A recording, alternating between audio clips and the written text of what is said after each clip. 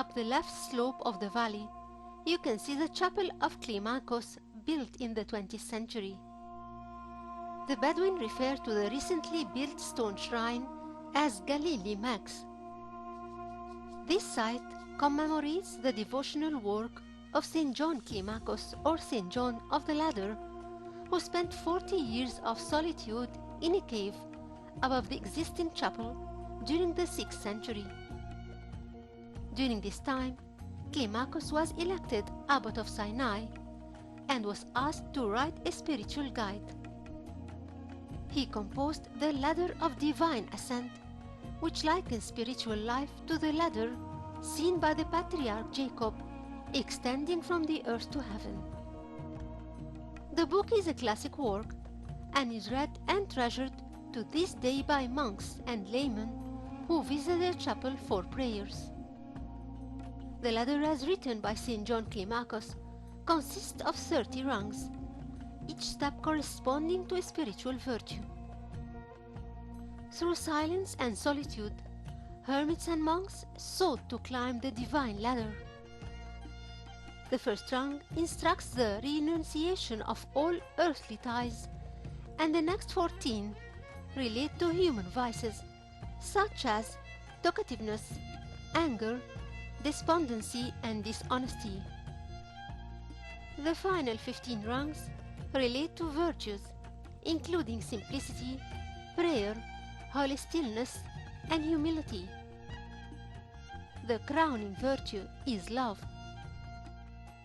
Located about 500 meters from the Climacus chapel, at the foot of the mountain to the left, El Helfeya garden, which demonstrates health, is an important conservation practice of the Bedouin. Health is a tradition of seasonal restriction on the grazing of goats and sheep and the harvesting of wild plants in a certain area. El Helfeya bears an apricot tree, and the ripening of its first fruit indicates the end of health, when grazing can begin again in this section of the valley.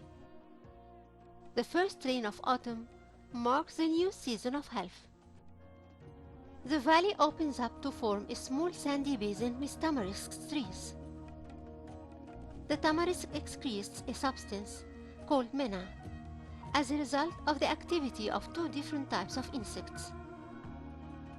They suck the rich sap from the foliage, and the excess sap forms small globules which crystallize and fall on the ground. This substance is thought to be the biblical manna. Manna was a traditional food and is believed to be one of the substances which sustained the Israelites during the events of the Exodus around 1200 BC. Biblical accounts describe manna like coriander seed. It was white, and its taste was that of wafers made with honey. Manna provided the miraculous sustenance of God's miracle. God ordered Moses to keep an omer of it for posterity.